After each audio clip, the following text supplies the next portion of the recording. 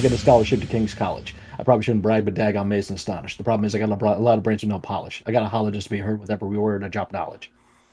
And we're live, pal. That's how we do it.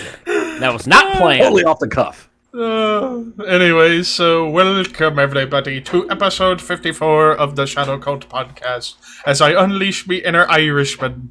Once again, it's just myself, Scott, and James here as Walter couldn't make it this week. Hopefully he'll be back next week. And as we continue to do things different on this show, it's time for our first 10. Cue Ty Dillinger, please. 10. They're coming.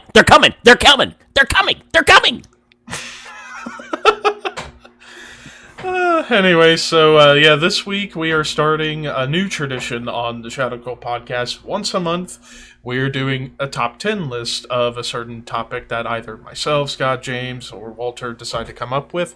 And this time around, our first episode, top 10 wrestlers on the mic. Not managers, not commentators, not interviewers or announcers, just guys who wrestle in the ring, but can also talk on the stick. And we settled on the cutoff going back to like mid-70s, I believe. So, needless to say, we're going to have a lot of interesting picks for this episode. Yes. And basically, so how this is going to work, for those of you who are watching that also watch the Horseman podcast, where we do top 10 lists almost every episode, what we do is we each take turns revealing our lists, explaining why, and then at the end, we come together to create the Shadow Cult podcast approved top 10, so to speak, before we go into... The cumulative list.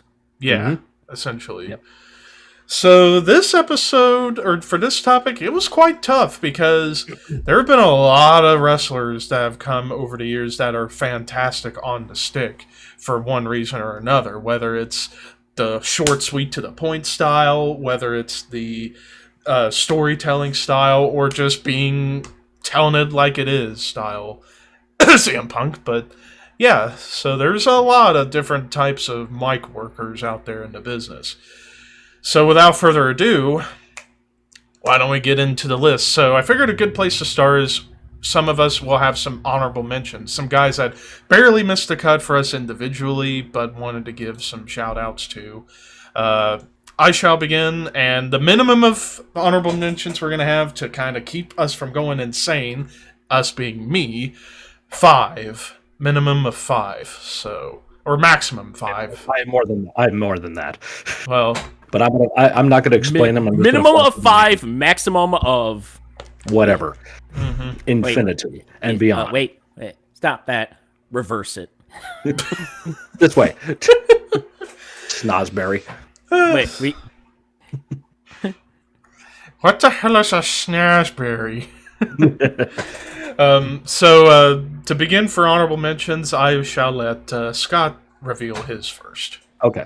Like I said, I have 12 honorable mentions here, but I'm just going to run through this list. I'm not going to explain them because I think as you hear the names, you're going to go, yep.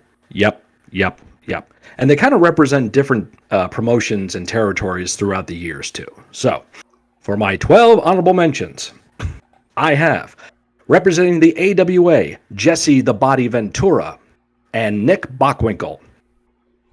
For the Tennessee territory, Memphis, I have Jerry the King Lawler and Austin Idol. Both guys drew a lot of money. For the Florida Championship Wrestling territory, I have Kevin Sullivan and Blackjack Mulligan. And then for the other names, for ECW, I have Raven. The guy cut the best promos in the promotion, along with one other guy that I'll be talking about later on. And we also have Michael P.S. Hayes, Arn Anderson, highly underrated as far as the talker is concerned. Terry Funk, sorry Terry for putting him on the honorable mentions list. Randy Macho Man Savage, Chris Jericho, and CM Punk. That's my honorable mentions. All right, James. I only have 3 honorable mentions First one, Superstar Billy Graham. Second one, Arn Anderson. Third, Terry Funk. All right, for mine, I got 5. As I said, this was fucking difficult for me. So, first, Sting, Triple H, Owen Hart, Undertaker, and Jon Moxley / Dean Ambrose. So now, it's time for the big stuff, the actual top 10. And for this, I will go ahead and begin. So, some might view my list a bit controversial, particularly with a couple of people, but I shall explain. Starting off at number 10. Now, a lot of people in the IWC, YWC, whatever you want to call it, hated this guy for so long, and I will agree, sometimes he got too corny, but when you put him in the right story, with the right opponent, and the right feud, it's hard to beat this guy on the mic. And at number 10, John Cena. Because after all, even before he went babyface, the Thuganomics stuff I absolutely loved. In my opinion, the last real great original character we've had in the business since, for the most part. Well, maybe except Broken Matt Hardy, but that's beside the point. But yeah, like, him doing the rapping stuff was always entertaining, and he always delivered.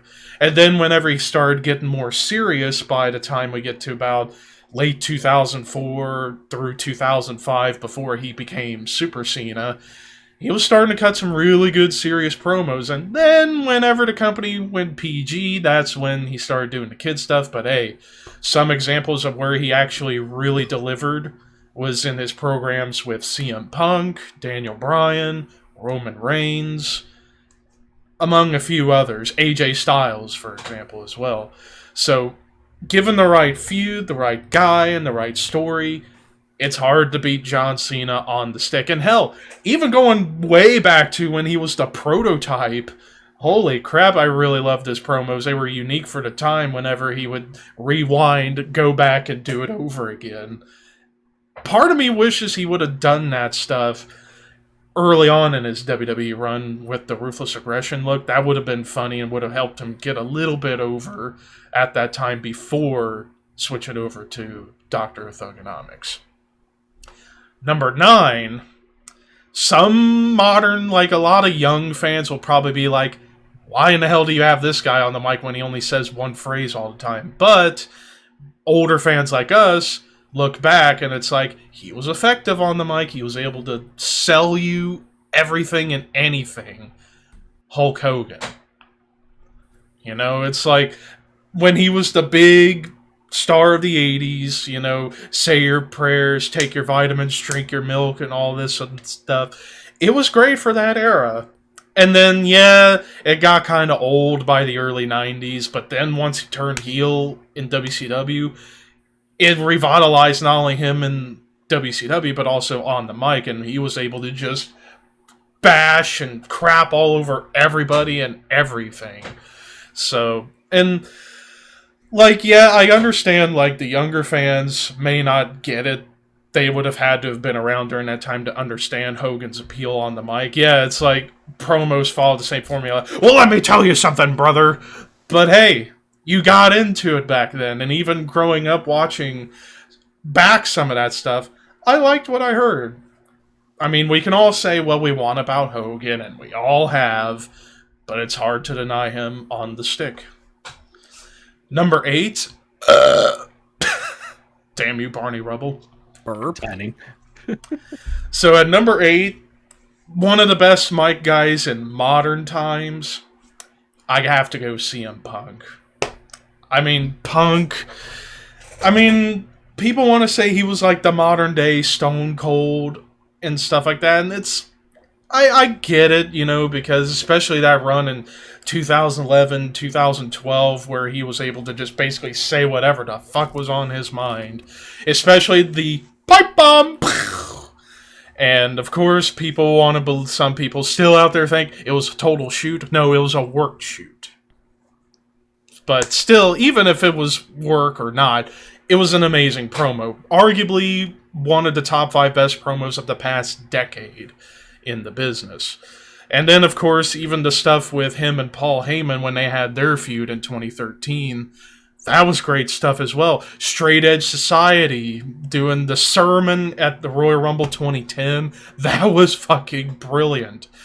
I mean, Punk, Lord, he had you by the palm of his hand by just speaking on the microphone. Amazing worker in the ring, of course, but I love hearing him talk. And then, hell, even him on commentary was entertaining. So, you spilled my diet soda, John!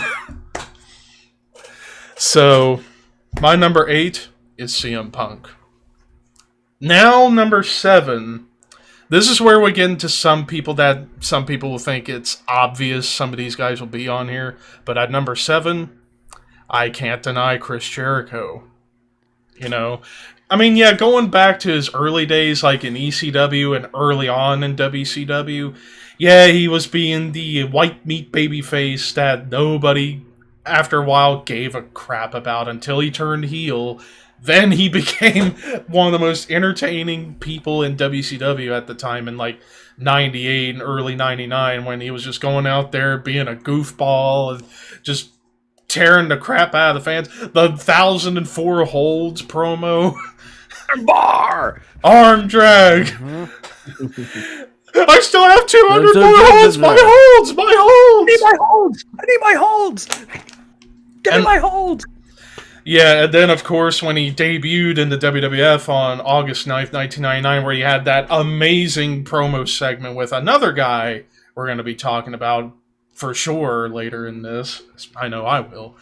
And then even after doing the goofy, cheesy stuff early on, and then he still had the comedy shtick, but then whenever he evolved into the more serious, big word stuff in 2008 when he turned heel on Shawn Michaels, then that's where you knew Jericho knew how to evolve not only his character, but his promo work. Not doing comedy stuff for a good couple of years.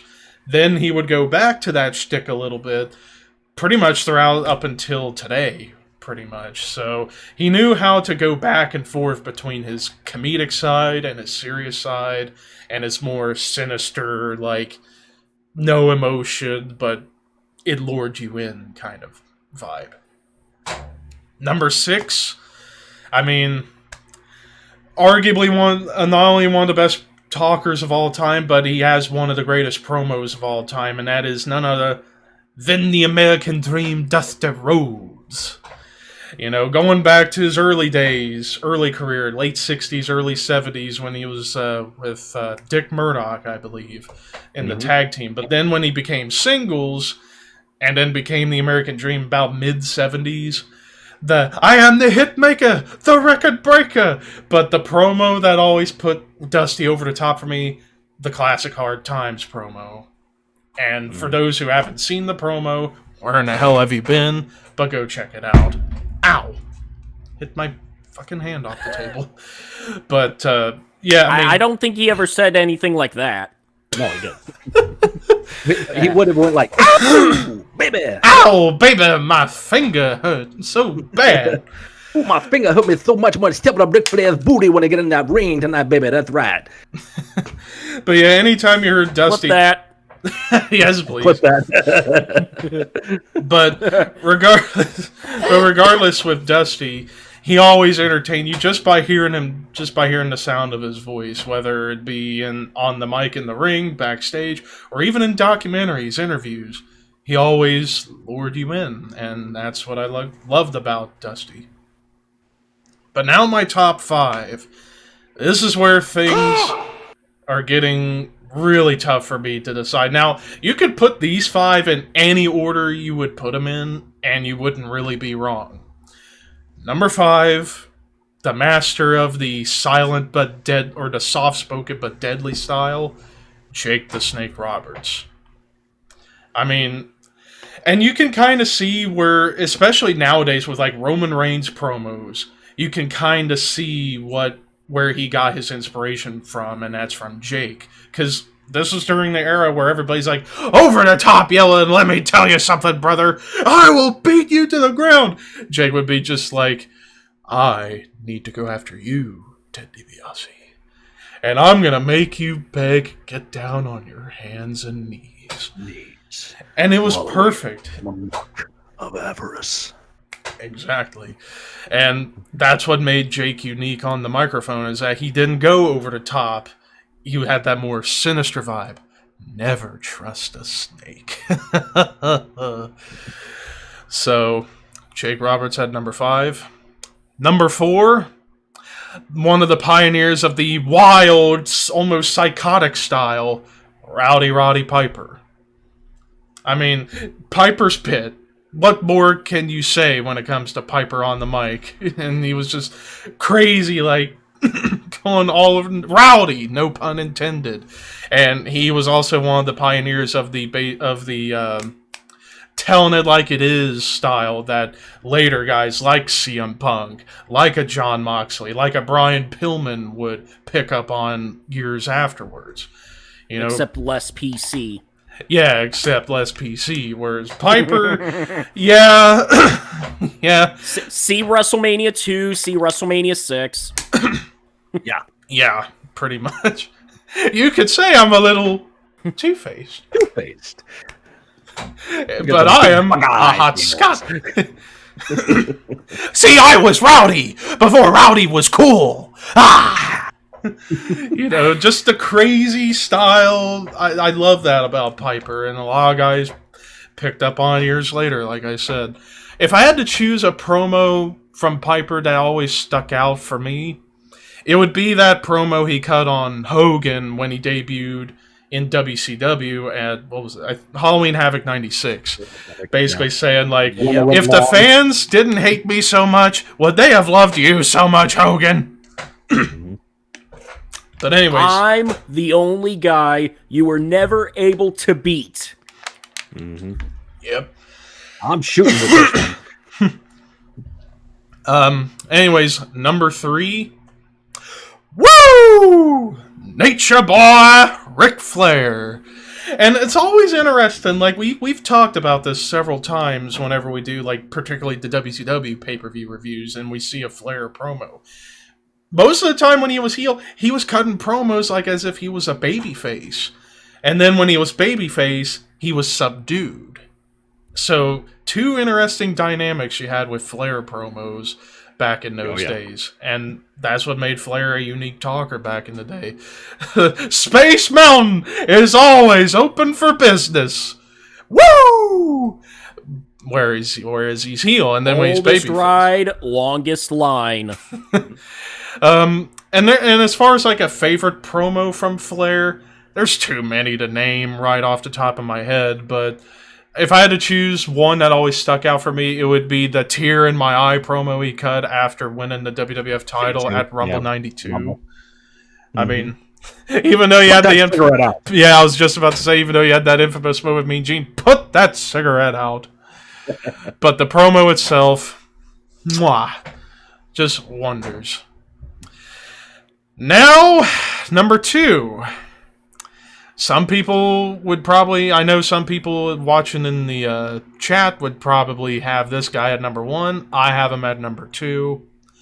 The Rock. I mean, The Rock, whenever you're talking about wrestlers on the mic, The Rock has to be mentioned because particularly second half 98 all the way up to present day whenever he's around. Because let's not forget, before he started to get that confidence on the microphone, he went into that he was in that stutter zone where he'd be like, I'm going to talk, rest, I'm going to talk, rest, I'm going to talk. But then once he started to get that confidence by the second half of 98, then he was very quick-wit and came up with some of the most memorable catchphrase. Know your role. Smell what The Rock is cooking. The People's Champ. Millions and millions of The Rock's fans. It doesn't matter what your name is. When the blue hell is wrong with you. I could go on and on and on. Poontang Pie. I mean, granted, his promos tend to kind of blend together because he would always use the same phrases, but they drew you in. They drew you in regardless of how many times he would use them over and over. But if you ask me his best mic work, when he was Hollywood Rock, in early 2003, especially in that first Rock concert with the classic quote, "But I'll be sure to come back when the Lakers beat the Kings in May." And then boo! Classic moment. Yep. But there, for me, there can only be one number one. Maybe a bit biased because this guy's my favorite of all time, but when you look at his promo work, I gotta go Steve Austin. What? Hey, thank you. Oh. But yeah, Austin, just to me, I always preferred listening to his promos than The Rock's, because at least Austin would have different stuff to say, even though he would end it with the classic, "And that's the bottom line, because Stone Cold said so." But he was a master of ad-libbing stuff. You know, like the biggest example, King of the Ring 96. That was not planned for him to say Austin 3:16. He came up with that off the top of his head. And look, it's become still one of the, if not one of the top 2 most selling t-shirts of all time. And it's a turning point in the business for WWF. Mm-hmm. Because they're like, ooh, maybe we ought to run with this. And also, and not just that, Takes a while, but yeah. Yeah, It took him a while to get that style on the mic, but you can go back to his ECW stuff whenever he was just unleashing on WCW, and those were some of the best promos of his career. "And welcome to Monday Night, Quill, where the big boys play with each other. I got a bongo. How are you tonight?" Bottle of Jarrett on a pole match. First time ever here tonight. I had to fire the pyrotechnician. See all the old codgers clawing and scratching. Keep the dentures in, brother. This is my bottom line. But I mean, well, that's where you're wrong, Mean Joey, because Steve Austin couldn't climb the ladder in the WCW, brother. Yeah. I ain't doing this shit no more. Yeah. But if there's I love you, man. Please take me back. Because I couldn't make it in the ECW, man. But if there is always going to be one thing I'm going to ever hold against Austin, the what chant. It's only good when Austin's around. But earlier... What? Oh, great. Here we go. What? What? Anyways, so beer? What? 2 beers? What? 3 beers? What? 4 beers? What? But earlier, the point I was making with The Rock about how early on he wasn't confident on the mic with the "I'm going to talk rest, I'm going to talk rest, I'm going to talk" kind of thing. Let's picture this for a moment. If the what chant existed in 1998, and if fans did the what to The Rock, would The Rock gotten as good on the mic as quickly as he did? Probably not. So let's be thankful it came after that. But regardless, that is my top 10. So recap: number 10, John Cena; number 9, Hulk Hogan; number 8, CM Punk; number 7, Chris Jericho; number 6, Dusty Rhodes; number 5, Jake Roberts; number 4, Roddy Piper; number 3, Ric Flair; number 2, The Rock; and number 1, Steve Austin. Scott, take it away. Alrighty. So, when I was compiling this list, and I think I'm probably like you guys, you wrote a list and then changed it all, and then wrote another list and then changed it all again, and then wrote another list and they're like, oh shit, I forgot this guy and this guy and this guy and this guy. So that was my whole week. And retooled it, repackaged it, redid the whole thing. So I basically looked at 3 major criteria and 1 other criteria. Delivery, cadence, connection, and then influence when compiling the top 10. So, with that in mind, that criteria, let's begin. Number 10 on my list, well, you know something, brother? Hulk Hogan. Number 10 because, he was a huge draw in the 80s. He was the biggest star Vince McMahon created in the 80s. He transcended the wrestling business. And it wasn't just what he did in the ring, it was more his persona, the way he talked, the way he connected with people, with the Rock and Wrestling Connection and being on television shows, Saturday Night Live, A-Team, Rocky III, which was before Vince, I know that, but still, that's what helped get him in there. His voice and his delivery and his cadence connected with the audience, made me a wrestling fan, got me into it. So, I think it's undeniable the influence he has had on the business, and how you have to say that if he didn't have that kind of delivery on the mic, he wouldn't have been as big of a star as he became. Speaking of big stars, we go from the 80s into the 90s, into the early 2000s, and we go to, what? Stone Cold Steve Austin. At number 9, because, yes, Steve always had that gift of gab, even when he started in World Class, into WCW, ECW, WWF, and so on. Memorable promos, incredible delivery and cadence, connected with the audience, obviously, but didn't have as long as a run. And nowadays, what does he do? Makes his living pretty much talking. Does his podcasting and his stuff that he does on television, which is all there because of his persona, which you got over on the microphone. So the connection there that he made to the audience in the Attitude Era, undeniable, and has carried on throughout the years. Speaking of the Attitude Era, we go to number 8. He was your number 1. He's my number 8, The Rock. I'm sorry, your number 2. Which one Number was your 2. The Rock? Number 2. So yeah, so I have Rock and Austin right next to each other as well, just lower on the card. Remember, I'm older here, so Yeah. I'm going to have a different perspective about wrestling than these guys are.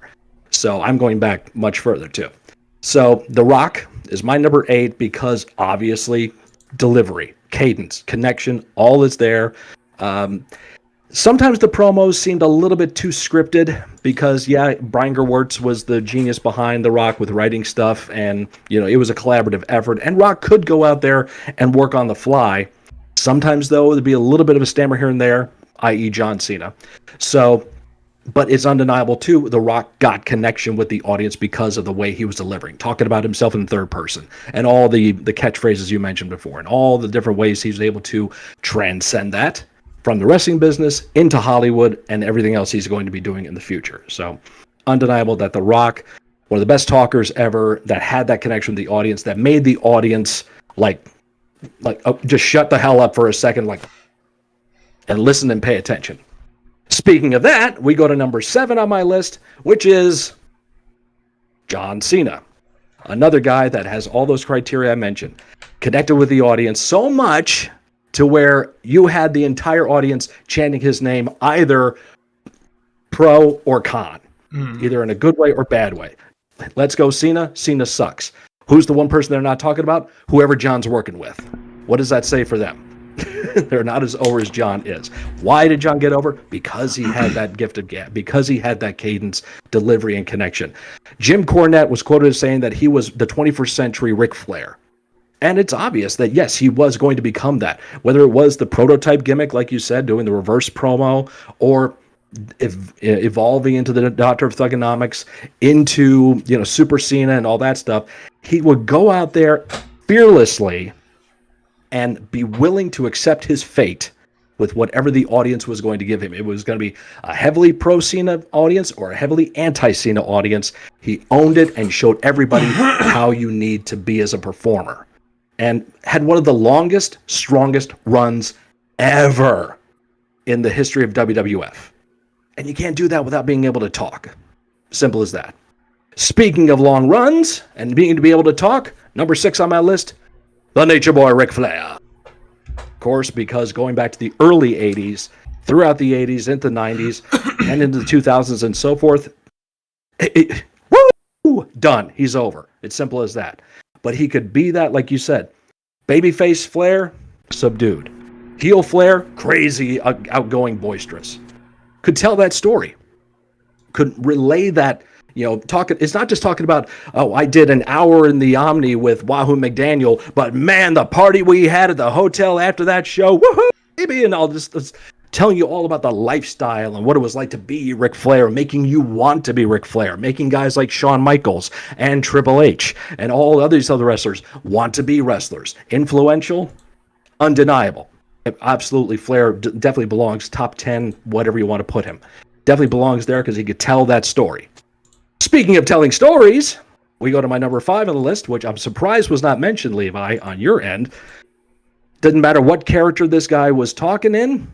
It could have been any character in any promotion, any country. Mick Foley. I forgot. Yep. Mick Foley, I mean, whether I was thinking the same thing. Yep. I mean, undeniably one of the best talkers ever, whether as Cactus Jack, Dude Love, Mankind, Mick Foley, whatever, in America, in Europe, in wherever, Japan, The guy could do it all. ECW. As I said earlier in my honorable mentions, Raven cut the best promos, in my opinion, there, but there was one other guy who could cut as good, maybe a little bit better promo, and that was Cactus Jack, the Kane Dewey promo. Infamous. Mm-hmm.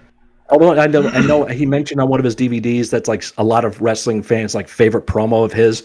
I'm not really my favorite of his. I prefer the one where he's in the black jacket with the fringe, talking about Tommy, you need to go to WCW. You know, they realized that we were smarter than us, that they rule ECW wrestling, not us. You know, just the way he could eloquate and deliver. You could hate this guy and want to like hug him at the same time, because he just had that way of connecting with you on the dark side or the light side. Didn't matter which side of the fence he was running on. You were just captivated this guy. It looks like he can't hook two words together, not with a freaking sewing machine. But he would never stammer, never stutter. He always was on point. Cut the best promos, like I said, whether on the good side or the bad side or the dark side. And speaking of that, we go to my number 4. I have to put this guy in the top 5 just because the influence on me and the business, Jake the Snake Roberts. Once again, such an incredible delivery that he became the prototype for it. He became the blueprint for that delivery. Nowadays, from 1990 probably on, you heard anybody in the business who had that slow, deliberate delivery, instantly you compare him to Jake Roberts. Mm-hmm. So that right there is an influence and an innovator. Because, you know, a lot of guys come out here and scream and holler. I don't have to scream and holler because I learned a long time ago, if a man has something to say, he can talk as low as he wants and everyone will listen. Just it grabs you right there. Like, I want to hear more. He told a story one time. James, you might know this from a Jake the Snake shoot interview. He did this promo one time. It may have been in Florida or Georgia, where he just looked in the camera and went,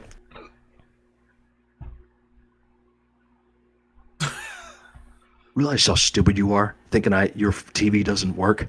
You actually got up, didn't you, to turn the sound up because you thought you couldn't hear me. Imagine if I was to touch you, what I could do to you. You know how much I wanted to be able to do that in a promo once? Oh my God, it was so freaking amazing. And there's that influence. There's that influence again. And now as we get into my top 3, I think I hit some of the biggest influences in promos. So Jake was number 4. Number 3, and I guess this is where I was really messing around, like I wasn't sure. Like, this is my 1, 2, and 3 now, but probably 5 minutes after we're done, they would change probably. But for this point, for this recording, this is what I have. Number 3, Roddy Piper. As you said, highly influential in guys like CM Punk and Jon Moxley. Because when you hear Moxley and you hear Punk, you instantly think Punk. You instantly think Roddy Piper. You instantly think about the influence that Piper had on them and so many other people. And not just the people that like borrowed from him, but the people that blatantly stole from him, which was i.e. anybody from the Portland territory. Art Barr, Matt Bourne, Tom Pritchard, and Bruce Pritchard. All those guys basically stole their promo style directly from especially Piper. Bruce. Find the videos. Especially Bruce, yes. And I'm not just talking about the WrestleMania 5, Piper's Pit they did with Morton Downey Jr. I'm talking about other things. Watch for Bruce Pritchard promos in Global Wrestling Federation. Yeah. You'll hear what I'm talking about. Mm-hmm. Yep. So I got a hell yeah on that one, yes. So Piper, again, delivery, cadence, connection, influence. All of them are right there. That leads, and the other thing too about Piper, the other point I want to make about Piper, he goes to WWF. Early 80s. He's destined to be mid-card because of his size. Well, who does he end up working with? The champion, who's one of the bigger guys in the company. Brother, you can't do that unless you connect with the audience and make them hate you. And what's the one thing he had? The one advantage he had? His ability to talk, to get people to hate him, to get that heat, and get in that position. Do you honestly think if he couldn't cut the promo, he'd be in that spot? There's no freaking way. It would have been Paul Orndorff, more than likely, or getting the higher spot than Piper would at that time. So he needed to have that ability to connect with the audience. What do you say? You give me a bow tie at Mike's Stand in 6 weeks. If I ain't got the job, I'm out of here. Something like that. And that speaks truth. So the influence is there too. And speaking of influence, number 2 on my list, I've heard this name already, discussed, brought up once, but I put him here as number 2 because I had Hulk Hogan as my number 10. I had Jesse Ventura as an honorable mention, but without this guy, those guys don't exist, and that's superstar Billy Graham. I'm going real old with this, but undeniable. Delivery, obviously. Cadence, hit breaker, record maker. You know, I lift barbell plates, I eat T-bone steaks. He's sweeter than a German chocolate cake. The men's regret, the women's pet. What you see is what you get. What you don't see is better yet. All that shtick. He's a freaking bodybuilder-looking dude. He's not the best worker in the ring, but I want to hear him talk. And so did Jesse, and so did Hogan, and so did Savage, and so did all these other guys that came up after him that did it better than he did. So that influence right there shows that if you hadn't had him, you wouldn't have had all these other guys on top. Now, granted, I'm not a fan of Billy Graham now. He's just a bitter con man. But undeniable, his ability to get over with his voice, with his talking, become a top star, draw as much money as he did, sell out Madison Square Garden, and become that major influence. And speaking of that, all this crescendoing to my number one pick, who I think is my number one, because we have heard his name already, but I think he's number one for me because definitely the delivery, cadence, connection, that influence is there, but that influence spans 50 years. 60s, 70s, 80s, 90s, into the 2000s, and even the 2010s. Because this guy was on the microphone, telling stories, connecting with people, getting a patter down to where it made you want to listen to him every single time he came out there, baby, because he wined and dined with kings and queens and slept and and down on chalk, pork, and beans. And he worked with all those young talents in NXT, in FCW, that we all see now becoming top stars today, and that is the American Dream, Dusty Rhodes. In my opinion, nothing more need be said. All the influence he gave on this business is all standing true to this day and is going on to generations after that. So there you have my top 10. James. All right, I'm going to be a little more short and sweet with this. My number 10, been said before, but my number 10, Chris Jericho. Number 9, Hulk Hogan. Number 8, Randy Savage. Number 7, Steve Austin. Would have been a little higher, but the what chant kind of knocked him down a little bit. Number 6, Jake Roberts. Number 5, Dusty Rhodes. Number 4, Roddy Piper. Number 3, The Rock. Number 2, Ric Flair. Number 1, Mick Foley. The reason I have Mick as number 1 is because he was able to have 4 different characters and have different voices for each character and have different voices for those different voices. Cactus Jack as a psycho, Cactus Jack anti-hardcore. Mankind psycho, Mankind underdog. Dude Love was just pretty much Dude Love. Mick Foley, he had combined the both of them. It was great stuff, entertained me all aspects of him, and pretty much the ability to have 4 characters have a different voice that didn't sound the same for each. My number 1, Mick Foley. And now, the real work shall begin to All right. put together the final 10. Well, I'd say, considering we had this guy, all of us, fairly high, I'd say number 1, could we go Piper? Because he was pretty high for everybody. Yeah, I mean, I was my number 3. My number 4. My 4. Your 4. So I mean, well, let's see. We'll think about it. So write down for pull up a notepad or something like that. Write down who we all have, because I think you and I, Levi, we had like 8 out of the same guys. All right, so we all had Piper, Rock, Austin, Flair, Dusty, Jake, Hogan, Jericho. I didn't have Jericho in my top 10.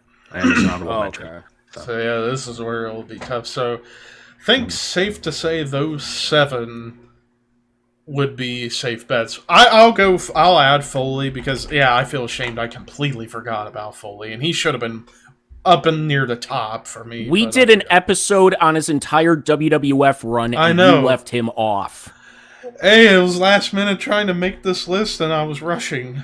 So, yeah, I'll put in Foley. Okay, now for the final 2 spots. Final two. So now I had the only difference I had Superstar, but he's only on my list, and he made an honorable mention to James, so that's fine if he's not on the comprised list. I understand that. Yeah. And then we all had Cena, or we didn't. Two of us had Cena. I didn't have You Cena. didn't have Cena. Okay, all right. Two of us had Jericho. Mhm. I'm the only one that had Savage. Yep, he was one of Yeah. my honorable mentions. So if we have how many? We had 7 guys, all three of us, Yes. and then we added Foley because 2 of Yeah. us had it and you forgot him. Mhm. So that's 8. So we could add Cena and Jericho Yeah. Yeah. because that's 2 out of 3. Yeah, On both of them. I can agree with Cena. Yeah. Okay.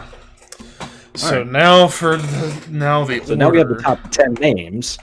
So Yeah, so now the order. That's where it's gonna really be tough.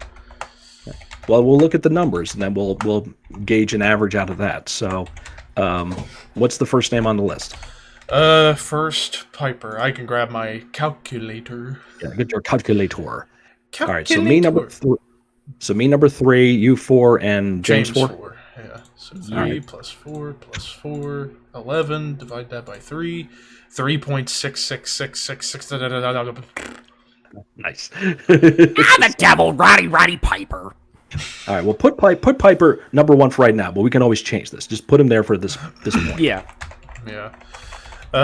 Jake. I had Jake at 5. I had 4. I had 6. Okay, 4, 5, 6. 15 divided by 3 is 5. Yeah, so I think he'll go to 5. Jake Roberts. Now Austin. I had him at my number 1. Scott, you had 8. James, you had 9, I had and 9. you had 7. 1, So 7. 9, 17. 17 divided by 3, 5 point something. So 5.6. okay, put him at number 6 then. Yeah. Steve Austin. All right, The Rock I had at 2. Scott, you had him at 8. 8. And James, Yep, you had 3. him at 3. So 2. That's plus 15. 3. So that's 5 again. So put Rock next to what is it? Steve at number 5. Jake. Good. Oh, Jake. All right. So Rock might go on 4 actually. I think Rock is, should be a little higher than Jake, I guess, in that respect. Yeah. Looking at the combined level here. Yeah, I guess we'll put Rock at 4 for the time being. Now For the time Flair. being, yeah, Flair I had at 3. I had 6. 2. 3. So that's That's 11. 3.666 again. So Okay. for now we can put him at 2. Put him at 2. Dusty, yeah, I had him at 6. You had him at My 1, number and 1. then James had him 5. 5. So it's 13. 13 divided by 3. 4. So it's 4. Okay, put him at 3 for right now. Dusty Rhodes. And then Hogan, I had him at 9. I had 10. 9. So 18, 28. 9.3, so he'll go at 9. Oh. 9. Alright, and then Foley. No. And then Foley, you had him at 1, 5. James, and then Scott at 5. And 5 for me. And then you didn't have him. But so if I were to change my You've got list 11. now, if I changed my list now and I put Foley in there, he would have been my number 4. So I'll say 4. Okay. 5, 4, 1 is 10. So that's 3 point something. So he's going to be Up there. in that up there. So In that top few. Top 3, yeah. Mhm. So, you know what? I'll put Foley 3, Dusty 4, Rock 5 for the time Okay. being. Then Jake, then Austin, Hogan staying at 9 for the time being. So now Jericho, I had him at 7. James had him at 10. and I didn't have him. So. Yeah. Divide that by 2, that'd be 8.5, so we can put him at number 8, and then Cena number 10. Okay, so let's look at that list and let's analyze that one. All right, so far the Shadow Call podcast approved top 10 wrestlers on the mic. So far we got at number 10 John Cena, number 9 Hulk Hogan, number 8 Chris Jericho, number 7 Steve Austin, Number 6, Jake Roberts. Number 5, The Rock. 4, Dusty Rhodes. 3, Mick Foley. 2, Ric Flair. Number 1, Roddy Piper.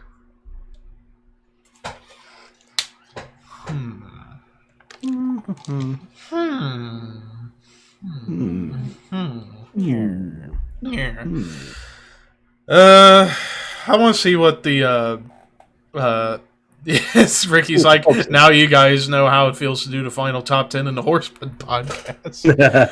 Yeah, it gets difficult. Now you know. Now you know. Mm-hmm. And knowing is half the battle. Yo, Joe. So, everybody watching in the chat, what do you guys think? Give us your thoughts, too. What's 10, 9, and 8 again? 10, Cena, 9, Hogan, 8, Jericho. All right. I honestly think Cena should be higher than Jericho.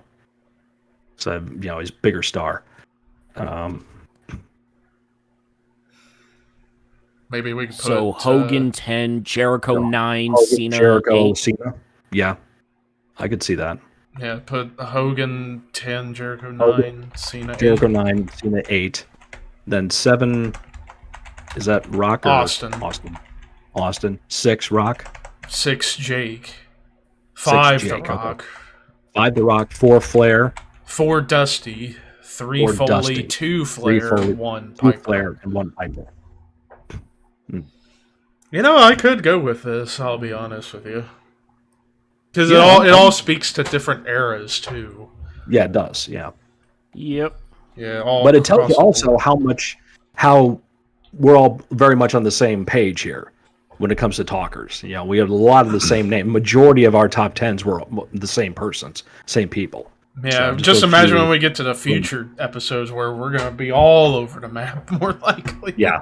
I can already tell. Top 10 faces, top 10 heels. Top 10 faces Top and 10. heels. Mm-hmm. Top 10 terms. Exactly. I have an idea for a top 10 tag team wrestlers that were good with many different tag teams. Multiple partners. Oh, okay. Mm-hmm. Yep. Yeah. The tag team that. specialists. There you go. I like that. top 10 Scott tag team Skarsgård. specialists. Yep. So, Yeah, but you got yeah, so the going top once, 10 that we created. going once, going twice, Yeah. Sold American.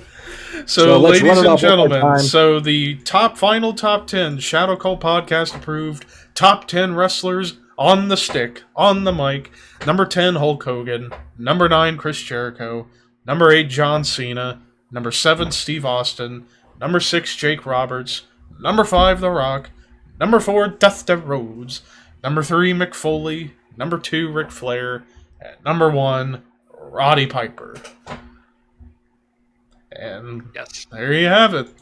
Yeah, For you guys who are watching right now, So, if you guys have your own top 10s, tell us in the chat. So, what does Terry Funk think of that top 10 list?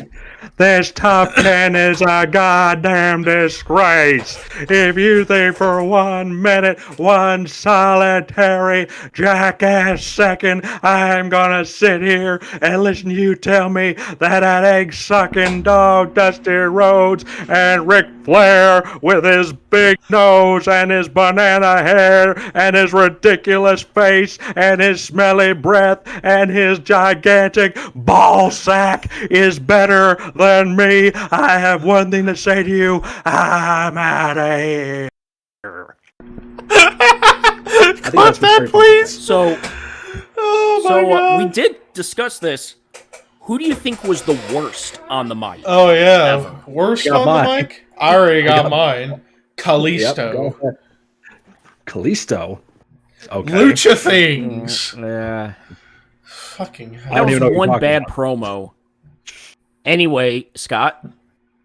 I picked Who a do you guy got? that is notorious for not being a good interview because he needed a manager for so many years. One of the most underrated workers in the ring, one of the best technicians, one of the best tag team wrestlers ever, but horrible on the microphone.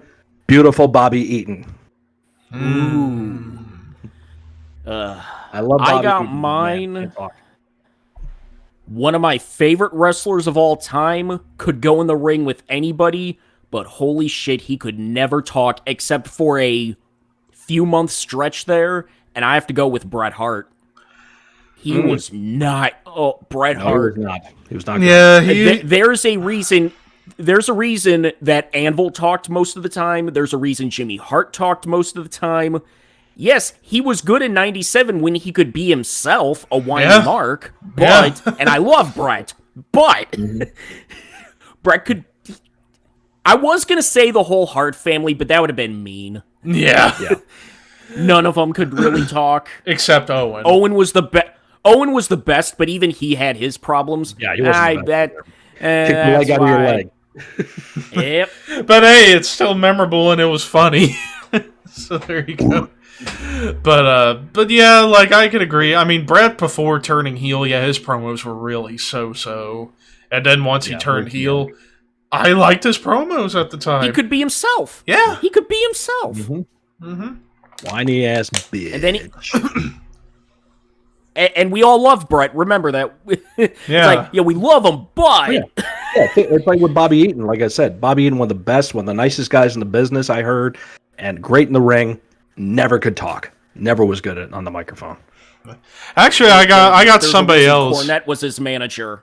Yeah, now that I think about it, actually, there's another guy I could say who was worse than Kalisto. Fucking Ryback. Especially that period, ironically, feuding with Kalisto in 2016, where he's like going everywhere. I want a shot at your title, but I respect you. But I want to break you in half. But I like you. It's like, make up your mind, dude. Jesus. And I thought of another manager Eaton had, Heyman. Yeah, Dangerous Alliance. Dangerous Alliance. If you think, he started with Jimmy Hart in Memphis. Then Cornette got him when they went to Mid-South. Then he goes to WCW, still has Jimmy. Then he gets Heyman. Then he's on his own. Then he's put with Regal. Remember the blue blood gimmick they were doing there with Robert Eaton? Earl Robert Eaton. Thank you. Yeah, that whole thing there, and that was it. That was the end of his career. He didn't go anyplace after that because he couldn't talk. As DDP once said, if you can't talk, you can't draw. And the importance of talking has grown a lot more and more as getting, of course, into the TV era of wrestling. You needed to be able to talk, but then nowadays with social media on top of television, it's essential. It used to be like a 60-40 split, 60% talk, 40% work in the ring. Now it's like 75-25. If you're a great talker, you don't have to be a good worker. Case in point, Enzo Amore. Say no more. Guy can't fucking work a lick in the ring, but great talker. Yeah. Had the crowd in the palm of his hands. Exactly. We worked the entire industry to think like he knew what he was doing. I just now that I think about it, there's another guy. Actually, and this will be my final pick for worst on the mic. Ken Shamrock. I mean, if only, and James, you said it best, if only he had a smidgen of the personality Kurt Angle had, he would have been a main eventer for forever. What killed Shamrock was the night after he won King of the Ring and he cut a promo on The Rock, and it was so horrible. It's like, okay, he's not a main eventer, he's done. Yeah. And, James mentioned how the entire Hart family was banned on the promos. I just realized, can you name a good Von Erich? A Von Erich that could talk? No. Nope. Carrie, David was the best of all of them, but that's not saying much. Mike couldn't do it. Chris couldn't do it. Kevin was Carrie, I'm over here. Carrie, over here. But, it's like David was the best. He could be the most serious and most convincing of all of them. But obviously, it didn't go very far. Okay, I got to call Ricky out on this. Sid and Steiner were not bad. They were funny. Okay? Dude, they were fucking great. Yeah, they were great especially in their own Steiner. way. Steiner was hilarious. Exactly. Right? Steiner knew what he was doing. He knew he was being a goofball, and that's what he got him over. Yeah. That's what he always did. Let me just say this. Scott Steiner graduated from the University of Michigan. You know how fucking hard it is to get into Michigan? It's really fucking hard. Yep. You could have the best grades and still not get in. It's got to be something. And, other names on my honorable mentions list are Arn Anderson. highly underrated as a promo guy. Yeah, because he was standing next to Ric Flair because he stood out so much. But if you didn't have Flair, you had Anderson, you were good. He would be just as good, just as cold and calculating as Jake, but a little bit more of that panache to it that Flair had. So he connected a little bit more with people. Michael Hayes. You want to say that Michael Hayes was not no. I got that deal. But when it came to the Von Erich Freebird feud, that's what his job was. His job was the talker. He was a glorified manager in tights. I'm sorry to say, he was never known as a great worker, but he could talk, and he got the help. Heat seeking missile. Blackjack Mulligan was huge in Florida and in the Texas area, Mid-South, and all that stuff for being a great talker, never stammered his words. And you see that today with Bray Wyatt whenever he feels he wants to come back. But you see that with Bray Wyatt. You understand why Bray is such a great talker? It ain't because of his daddy. It's because of granddad, Blackjack Mulligan. One of the best. Kevin Sullivan, same deal. Kevin Sullivan, another great talker. Tell that story. Connected with people. You know, even though with a strong Boston accent, look at these pecs, they rock hard. And I'm satanic and I love the devil. Never said that. Never said that. Never said that. Close enough. Never actually implicated, but and not then, directed. And then going back to Sid, and even he kind of was doing a combination of like Piper and Jake, where he'd go over the top for a bit, and then subdued. Bring it down. And it was cool. Even though we mostly remember him for, but you know and I know that you're only half the man that I am, and I have half the brain that you do. But hey, that's what made him more Scott all famous. said you were a bitch. And then Week after week, you make me look like a jackass. And then Steiner, of course, the classic, the math. One of the greatest promos ever that wasn't supposed to be funny. And you know what? If you do the math, it's actually right. Yeah, he was actually correct. See, University of Michigan. So to say, you combine my 75% chance of winning and your 66 and 2/3 chance of winning, and I got 143 and 2/3 chance of winning. and even with that, he still lost. Yeah. Yep. How? White trash and rednecks. The following contest scheduled for one fall. Introducing first, hailing from Dunkin' Donuts. You says Samoa Joe. You should be called Sloppy Joe, you half-breed. The other names I had, my honorable mentions, Austin Idol and Jerry Lawler from the Memphis territory. Lawler was close. Yeah, Lawler was close to being on my honorable mentions. Yeah, because, I mean, guys sold out the Mid-South Arena every fucking week. You gotta be able to talk. Oh my god, Ricky. Damn you, you made me forget another one that should have been in at least honorable mentions. Fucking Eddie Guerrero. Fuck. I forgot about Eddie, because I love this promo. Not one of the best of all time. No. I'm sorry. That's not the way it goes. Because you got to remember, Eddie Guerrero early on. Yeah, early on, not that wasn't great, that good. but the lie, cheat, See and some of steal his stuff in WC. Yeah, watch like That was WCW just, stuff.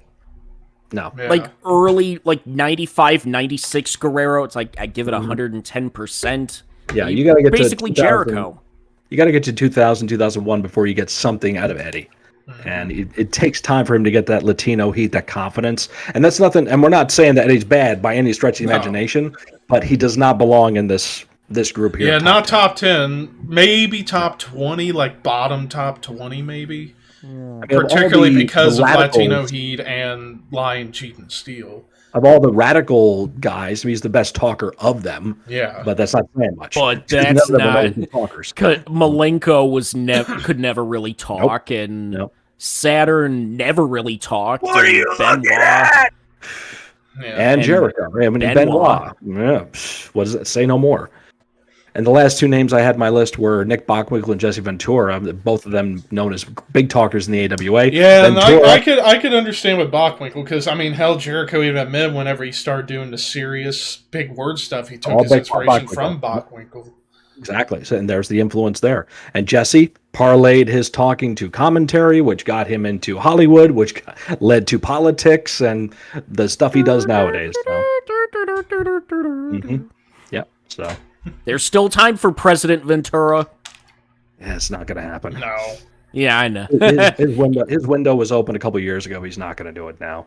Yeah. But another bad promo, Greg the Hammer Valentine.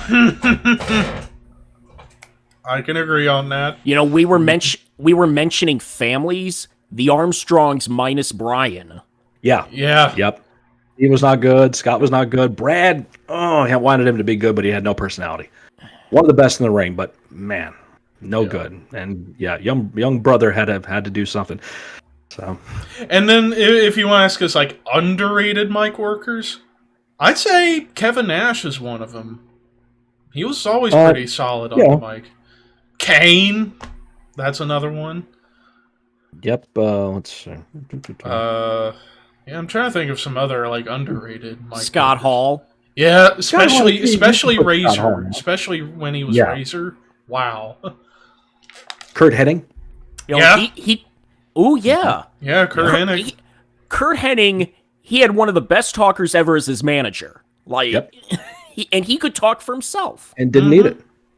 Same. Rick Rude. Yeah, Rick Rude. Rude. And oh my God, another one that I feel like was a giant oversight. Ted DiBiase. I feel that was a big oversight on our part because I just realized thinking back whenever we just not top 10 guy, I'd say top 15. Yeah, he's up. I'd say top 15. But yeah, like we were just saying with like Hennig having Heenan for a talker, even though as a manager and he didn't need it. Austin had DiBiase on his side, and Austin didn't need him either. Nope. So, Gorilla Monsoon, yeah, he was solid, but he definitely was better on commentary. For sure. Buddy Rogers was a great talker for his time. Yes. The heels needed to be able to talk. Buddy Rogers, Billy Graham, they needed to be able to talk. Bruno didn't have to talk. So Pedro Morales did not have to talk of that era, of that wrestling era. And then another one of the worst. Oh my God, one of the worst. Bob Backlund. I was thinking Backlund. Except that that's we got to preference this by saying WWF champion Bob Backlund. Yeah, 83. Once he turned heel, he was fun. Once he turned heel in 94, he was great. Yeah. But prior to that, oh my God, forget it. Yeah. Horrible. Boring as shit. But yeah, I'd say another underrated mic worker who was in my honorable mentions, and that's Sting. I really liked his promos as Surfer Sting back in the day. I never saw him as a great talker. When I think of Sting, I don't think of talker. No. Showtime. That's all you think of. Honestly, I'm not disparaging your choice. That's fine. I'm just personally, I don't see Sting in that light as a great talker. I'm trying to think of the guys. The big names that drew a lot of money too, that we may have forgotten. Miz. Yeah, Miz is a good talker. Yeah. Underrated. Two more underrated talkers. Both one of the best baby faces, Ricky Morton and Ricky Steamboat. For underrated, for straight up baby faces. Yeah. I'm not saying top tier by any stretch. No. But Steamboat, you got behind him. Ricky Morton, he was the voice of the Rock and Roll Express, and he could make that connection with people. So great talkers there. Yeah, there's quite a few. Bad talkers. Yeah, for bad talkers. Ken Waltman Patera wasn't a good. Oh yes. Yeah. Sean Waltman wasn't the best talker in the world. No. Marty Jannetty. Brock Lesnar. There's a okay. Brock, UFC Brock was great. Yeah. But pro wrestling Brock. Well, we don't. There's a reason There's a reason Heyman and Vince buried the hatchet. Yeah, I need your help here, Paul. I mean, the only time I liked hearing Brock talk was that one segment where he had all the seniors for the Eddie Guerrero thing. That was entertaining. But aside from that, and the occasional voice crack, it's better to have him edited than out there in front of a live audience with a mic. Two other names just came to mind that none of us mentioned, and I don't know if anybody in the chat brought them up. But they're both known for being good promos, but not great. Shawn Michaels and Kurt Angle. Yeah, I was thinking in the back of my head, Shawn and Kurt, yeah. Another one and he just passed, New Jack. Yeah. Yeah, New Jack. Great talker. Yep. Mm-hmm. Pillman, that's another one. Oh, Pillman, yep, another one. Yeah. Pillman, he didn't get over though until the loose cannon. Yeah, loose cannon. Well, Pillman in particular. He was Air Pillman that he wasn't a good talker. Like babyface Pillman wasn't the best talker in the world. No. Heel Pillman could talk. Yes. We got the heel Pillman like that. Yeah, we got something good there. Mm-hmm. I mean, who will ever forget the classic, one of the greatest lines in a promo? Steve is a dead man walking because when Austin 316 meets Pillman 9mm Glock, I will blast his sorry ass straight to hell. But another one for Pillman was a Flair for the Old. With him and Austin. They did a parody of a Flair for the Gold. Yeah, that was classic. That was good. More bad names coming to mind. British Bulldog, Davey Boy Smith, not a good talker. He fits in with the Hart family. Yep. Good point. Yep. Very good point. Batista, the not same the thing. best. No. Not the best with Batista. And nobody brought up Warrior's name. Ricky just did. Did he? Okay. Yeah, he said Warrior was sometimes a hit and miss. Yeah. We could go on and on with this. Yeah. I mean, I can't think of any big name that we missed for the top 10. Yeah, I mean, I think we got a very good. One guy. I think I was shocked. I was the only one that had him in honorable mentions, but Undertaker, particularly not known for being a talker, but when he did a promo, you fucking listened. But in particular, American Badass Big Evil was great, where he got to be Mark Calloway. Yeah, especially that promo. He had Paul Bear for him for so many years in the beginning, yeah. But then once he developed himself, then I wanted to hear him speak. And then the promo that I felt was his best promo, or actually I got a few. The worked shoot he did in June of '98, the promo he did during the Invasion angle, where he did that locker room meeting thing prior to the Invasion pay-per-view, and then the promo he did at the cemetery in the build to Mania 14. I really, really loved that promo as well.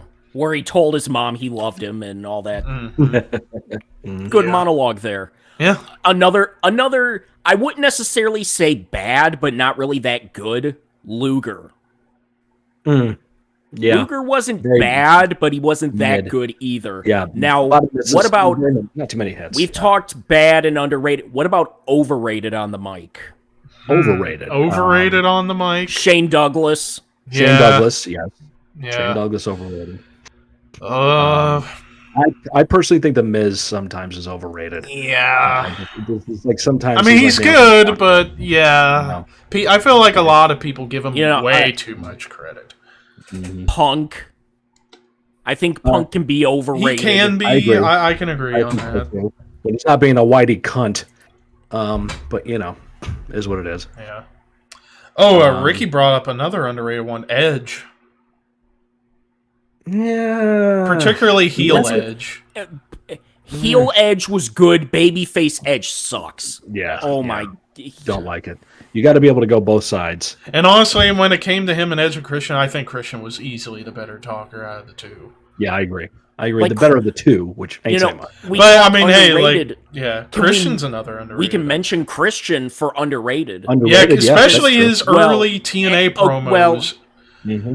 As a babyface, though, he wasn't necessarily that great. He got his point across. Now, time out here. I just realized we're being very WWF biased here. We have not touched TNA at all. And that's why I brought up. Yeah, that's why I brought up the reason why I say Christian's underrated. His TNA work, particularly his early babyface stuff. I really liked his promos, especially the stuff against Abyss. Whoa! So let's Let's throw out some names here and look. Underrated, overrated, or bad. whatever. I'd say underrated. Number one, Jeff Jarrett. Would you say underrated or overrated? Underrated. I would say underrated. I think AJ he's one of the best Styles talkers in underrated TNA too, history. I would say. Yeah, as far as TNA is concerned, he's one of the best talkers. Memphis born, Memphis bred. He's got that cadence to him, that delivery. Then a ref bump, and then a guitar shot. I would say AJ underrated. It took a while. It did take him a while, but he got really good. Daniels, There's a reason. Yes, Daniels. Yes, Daniels, yes. one of the better Christopher Daniels. He had to talk for that Triple X group because Low-Key couldn't and Skipper really couldn't. It's like Low-Key. He has a good voice, but his cadence is really weird, really strange. Samoa Joe, underrated, overrated. I'm gonna say underrated. Underrated. Yeah. I mean, hell, whenever I do the car wrestling stuff, he's one of the inspirations for when I try and do promos. He would have Going that back and capability forth to be, between super pissed off and being very quiet. It's like Joe had the hitman, the hired hitman persona. You hire him to do a job, and he could do that and be the slow, methodical Jake style delivery. Yeah. But if he was like really like, pissed off, he would go up there. Yeah.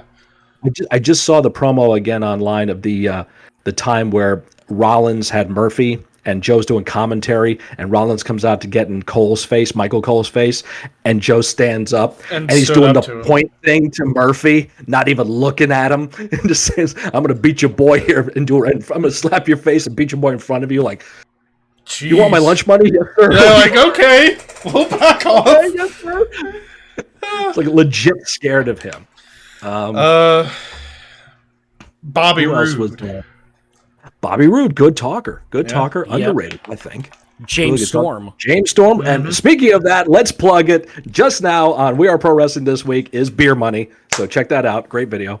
And by the way, James, I could definitely tell the difference in the sound quality. You mentioned about the new microphone you got. I could definitely tell in that video. Sounds really good. And I might get that mic next week. Oh yeah, he wants to get the new mic too. Yeah. Who else was a great talker? Well, I mean, he didn't last long, but fuck, he was entertaining. Monty Brown. Yeah. On his promos, he was entertaining as shit. Come on, it was great. It was fun. You weren't going to get anything, with substance, but it was a good soundbite. Yeah. Almost like Warrior, or stuff like that. And I would say another guy in overall ECW, WWE, and TNA, Bubba Ray Dudley. Yeah. Yep. Yes. Highly underrated. Yep. And another one, Mr. Kennedy or Anderson. I loved hearing him talking, but when I was younger, I used to do that shtick all the time, and I loved it. Speaking of TNA and all the other places, a bad one, Jeff Hardy. Yes. Jeff was not... There's a reason Jeff was pushed. It was not because of a microphone. No. Nope. No. And it took Matt Hardy a while before getting good. Yeah. Now, okay, here's a name to throw out. And the chat and you guys, give me your opinion. Underrated, overrated, or meh? Tommy Dreamer. I'd say underrated. Underrated. Because as a babyface, he could convince you.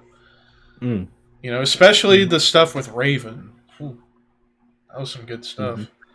Because when I was looking at my honorable mentions, the only name from ECW I had on there was Raven. I thought of Dreamer, but it was like, Dreamer didn't really have any kind of cool delivery style. He basically copied whoever he was feuding with. That's what he did with Raven, Sandman, guys like that.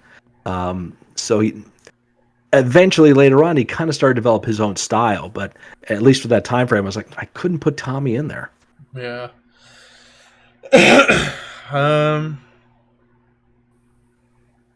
How about some TNA? Yeah, I'm trying to think of some other TNA guys. Eric Young? Eric Young? His cadence was I wasn't as into his very cadence. Weird. Yeah. Very, very strange. I was gonna Alex say Shelley. Alex Shelley. Yeah. I would say underrated. Yeah, and He was definitely during that mid 2000s X Division when there wasn't a whole lot going on personality wise. He was the only character. He was the only character thanks to Paparazzi Productions. Yeah. So. By the way, Kenny Omega, there's a reason your name has not been mentioned. Exactly. And now, let me actually say this. So, Arthur Jones actually had Kenny Omega in his top 10. Sorry, but no. Horrible. Top 10 worst? There you go. Top 10 worst? I'll buy that, but yeah, no, horrible. Now we've also been ignoring NXT because we got some good talkers down there. Tommaso Ciampa, Johnny Gargano. You have to say yes. I mean, yes, he's as annoying a heel, right yes, now. as a baby face. Again, it was that dichotomy to it. He's not the same guy. You know, he's two totally different characters. I'm not saying that's a good thing. And where Ciampa, he's good in either spectrum, but I think he's better heel. From old school NXT, we mentioned him earlier, Enzo Amore. Yep. Modern day, well, NXT might be going to Raw or SmackDown. Adam Cole, baby. You know? I like Karrion Kross. He's solid. We've ignored the women. I was just going to say that. Yeah. I think, and I was thinking about this earlier because if we did a top 10 women on the microphone, honestly, I don't know if we could come up with a solid top 10. No, because a lot of them have been managers. Are managers or come from the modern era of scripted promos. Yeah. So in that respect, the only name that came to mind as like one of the best is Sensational Sherry. I was just about to say Sherry. Yeah. I couldn't think of, not Elizabeth. She was not known to being a talker. She never... Wait, she talked? Yeah, I know, yeah. No Randy. That was her big thing. Not just in the ring. But, her, Wendy Richter? Hell no. Yeah. Moolah? No. Mae Young? I'm pregnant! There you go. Really out of in the entertaining drunk... Okay, in the entertaining drunk family member kind of way, Mae was sort of entertaining, but not really on the mic. Mm-hmm. I guess you have to say a couple, actually... Trish Stratus. I mean, she was good. Particularly heel Trish. When Trish could be a bitch, and I love Trish, but when she could just be a bitch, she was great. Yep. And then I would say another one who was good in both spectrums, Mickie James. I think Mickie James was really good on the mic. I think she's underrated with that. Probably my favorite promo she did was that one promo she did at Madison Rain when she had her arm in the sling, where she got really impassioned. That promo was awesome.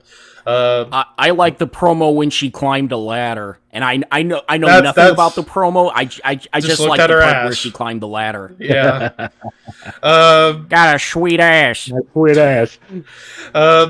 would say I'd say the best woman on the mic right now that's not a manager, Bayley. Yeah, Bayley's great. She's gotten better. It took a while for her to get good. Yeah. Alexa Bliss, man. Yeah, Alexa Bliss. Definitely one of the best right now. Turned out to be one of the better talkers. And then Lita.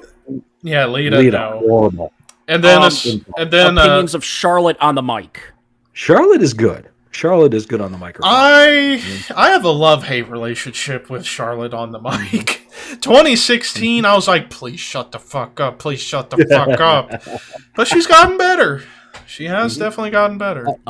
Sasha?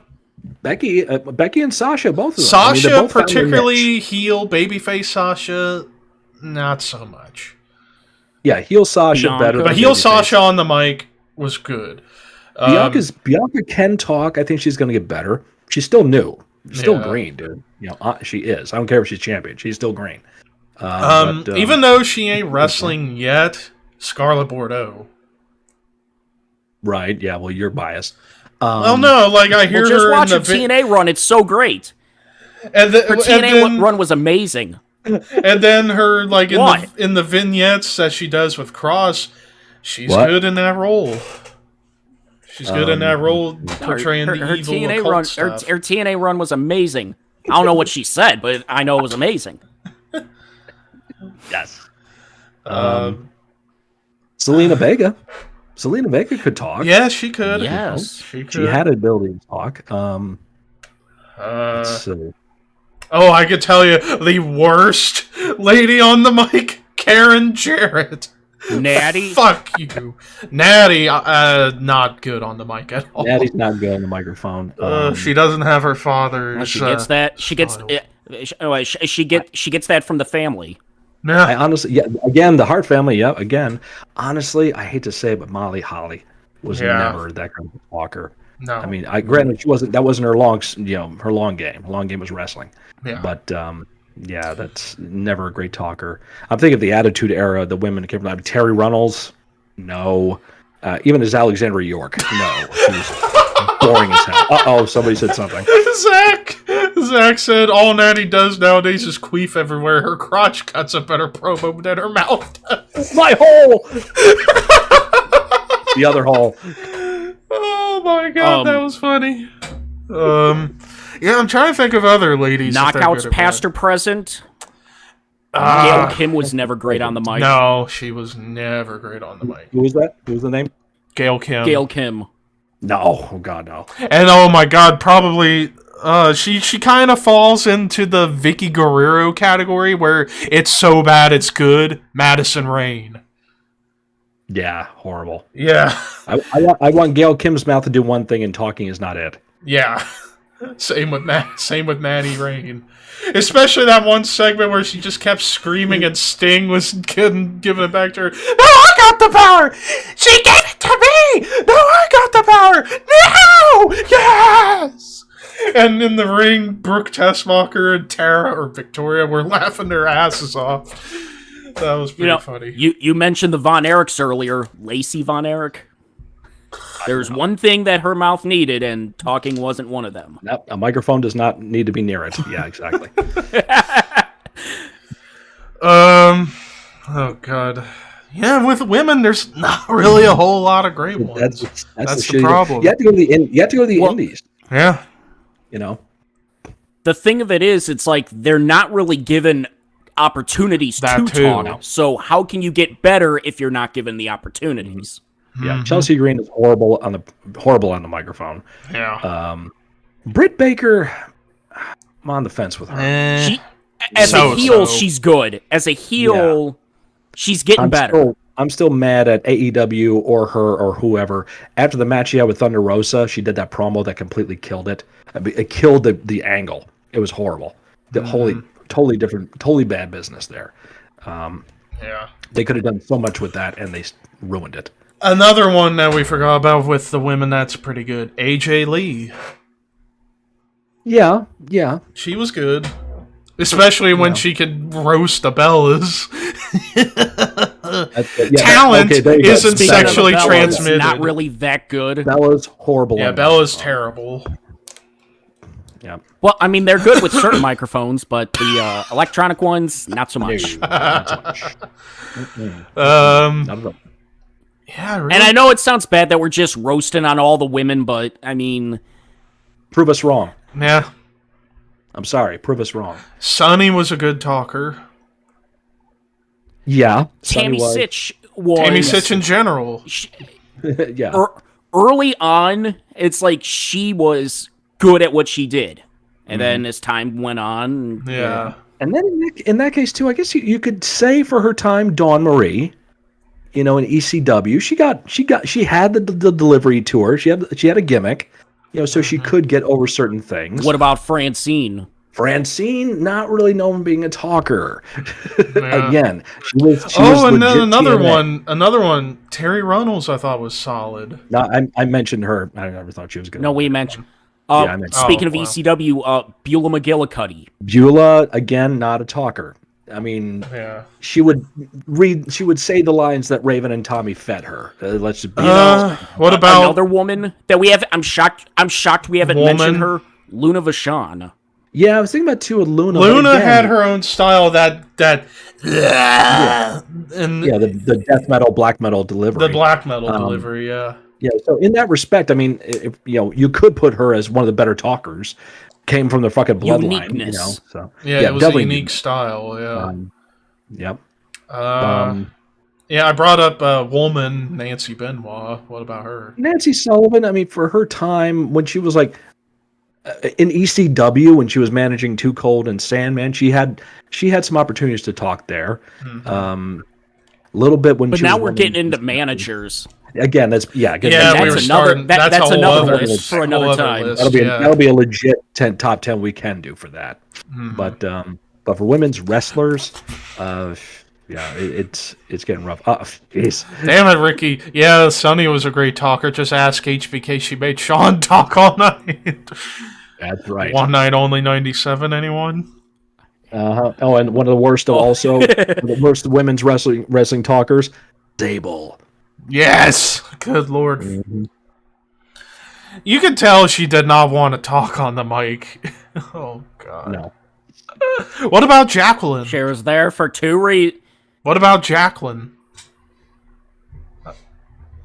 Again, not really given the opportunity much to talk that I remember. So not known for that. Stephanie? I was just going to say Stephanie. I mean, she's good. She's a good talker. That's undeniable.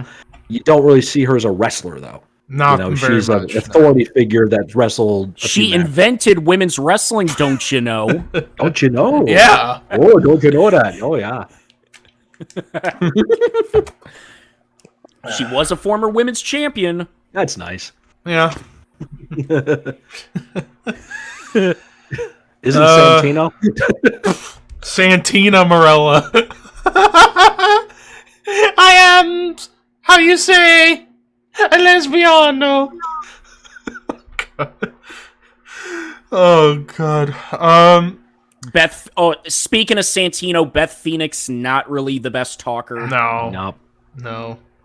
Melina's not the worst, but not that great either. I mean, Beth is good on commentary, but was never having a good promo.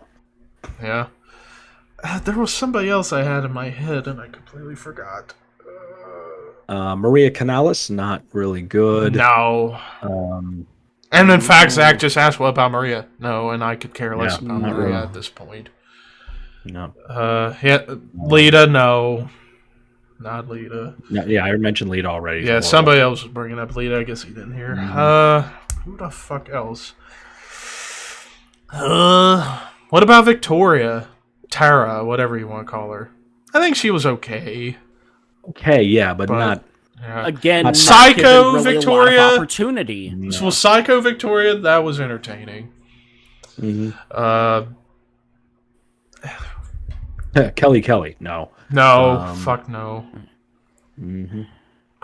Velvet Sky, Angelina Love. Again, no.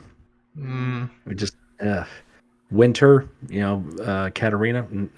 I love her, love her to death, but not a great talker. It's like, yeah, we're fans of these women, but try and tell us who can talk. Other than I'd say the only ones where we could agree that were really good are Bailey currently, Mickey, Sherry, Heel Sasha, Trish, Charlotte nowadays, and there was Babyface Becky. Babyface Becky. Yeah, we forgot about Becky. What about Ivory? Ivory could talk. Yeah, Ivory could talk. Yeah. Yeah. Yeah, she had a school. Freaking right to censor. Yep. And also when she had a school of fucking 2 other chicks that can't talk, Tori Wilson and Stacy Keibler. Yeah. They came to WWF.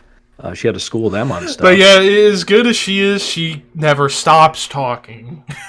There is that factor. That's the Italian factor. Yeah.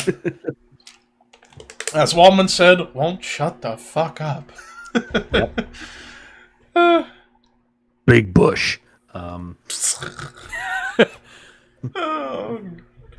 But going back, no, Deborah, no, Deborah, no, not. Just leave her to make cookies. They suck. And she's not even a wrestler. And she wasn't even a wrestler either. And she's not even a wrestler. Nope. Another one, women's champion, but yeah, it was for a cup of coffee. And she won it in the one of the worst ways possible. Yeah, getting her evening gown stripped off thanks to Shawn Michaels just wanting to see her tits. Mm-hmm. Which she looked good for an older chick, but... Mm-hmm. Fuck. Oh yeah, I forgot another comment. What about Missy? But now... What about Missy Hyatt? Again, she was not known for being a good talker. She was good eye candy, and when she was like the heel manager, she did great. Babyface, like commentator chick, interviewing people, great. Not a wrestler, and she'll admit that. So, but not a great talker, you know. But now to go back to the men. Well, real quick, I was just about to say the last one. Ronda, heel Ronda's okay. Babyface Ronda, no. Because when she was heel, she could be herself, a bitch, like she was in UFC. But even at that, it was like, okay as a heel, babyface Ronda on the mic. No. But back to the men, yeah. I'm also still trying to think of like some other WCW and TNA guys, if we're thinking underrated, overrated. What? Oh, okay. A classic name that did not come up: Harley Race. Yeah, I would say. I'd say it was good talk. Not top 10, but Not he top would be 10. in that top 15 or so. Definitely belongs. Yeah. To be he's In not the top 10. Like you said, but he should be in the conversation because he fucking drew money, man. William Great job as Regal? champion. What about William Regal? Regal, really good talker. Yeah. Yep, really good talker. I mean, he knows stuff. And you're the only one, Levi, that brought up Triple H's name as an honorable mention too. By the way, because I never really saw Paul as a great talker. I mean, boring. Again, good with, talker. Again with Triple A good H, as I talker, always not a said, great talker. As I always said with Triple H, his whole career he always felt like second best. He was good on the mic, but no The Rock. Good in the ring, but no Shawn Michaels. Good at racking up championships, but no John Cena. Yep, he's the guy who works the guy with the draws the money. Yeah. So. And then of course I brought up Moxley. I think he's a great talker. Yeah, Moxley in modern day, great talker. Modern day. Again compare Eddie Kingston. You take Piper and Roberts. There's Moxley. And a little bit of Pillman. Yeah, and Pillman too, yeah. For a modern guy, Eddie Kingston. Yeah. Yep. Eddie's always been known to be a good talker. What about this? Well, I didn't really get to see a lot of his stuff, but I know him in NXT as LA Knight. Eli Drake, is it? Yeah. Yeah, he's really good. Yeah. He's really good. I want to see more from him because I haven't gotten to see a lot of him. What about Nick Aldis? You could Google some. You know, the NWA World Champion. He has kind of that old school. He has kind of that old school style of a promo. Because wasn't he taught by?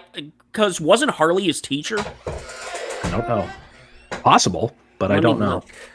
Yeah, check that out.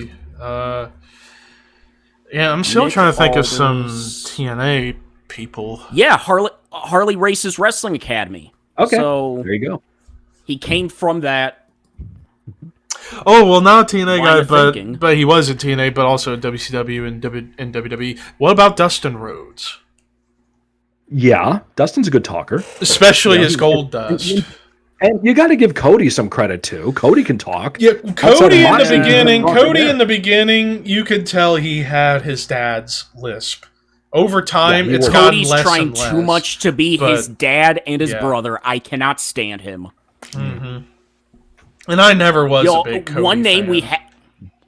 One name we haven't brought up yet, Kurt Angle.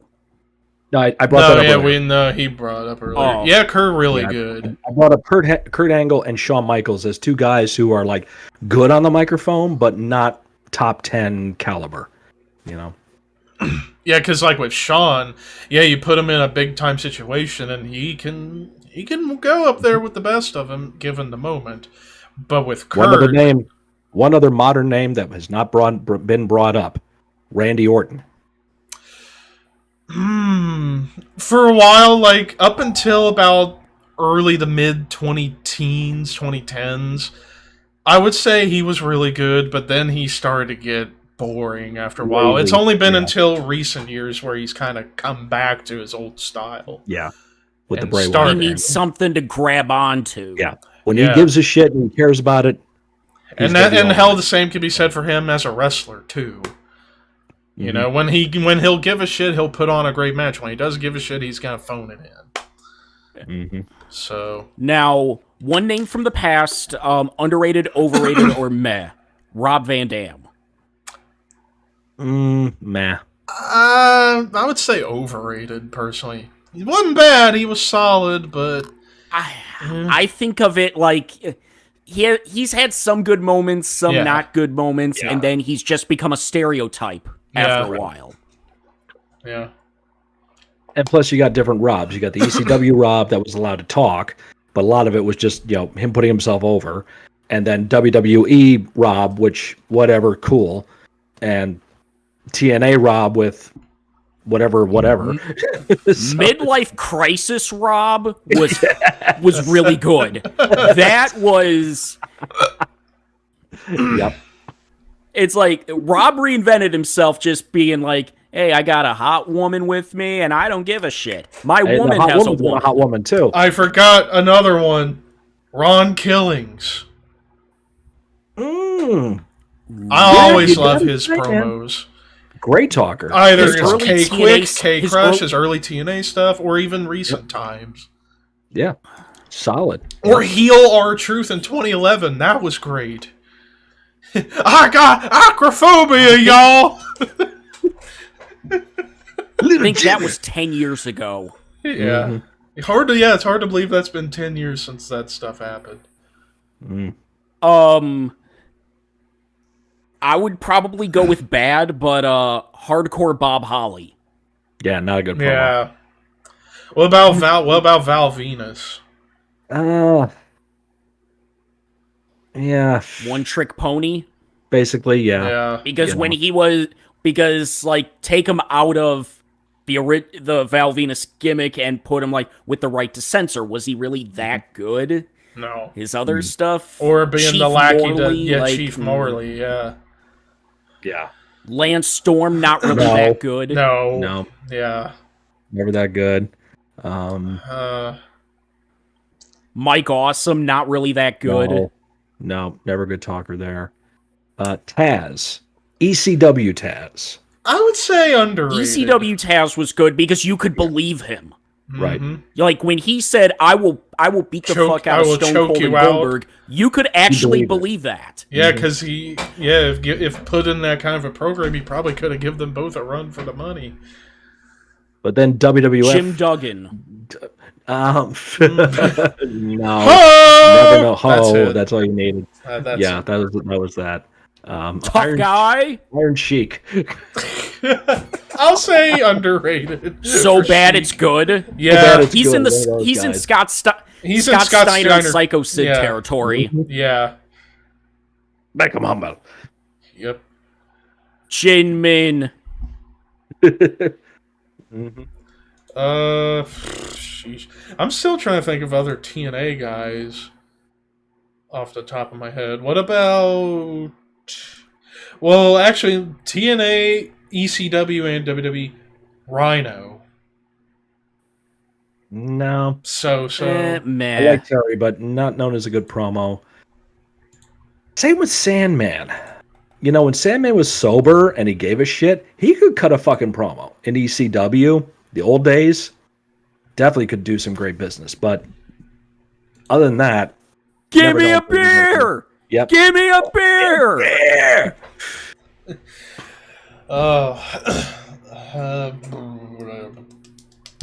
What about... Once he was allowed to talk, Once he was allowed to talk, Abyss. Oh, as Chris Parks, you mean? Or Joseph Parks? Yeah, Parks, I'd say underrated. I found him pretty entertaining to hear. Yeah. Even though...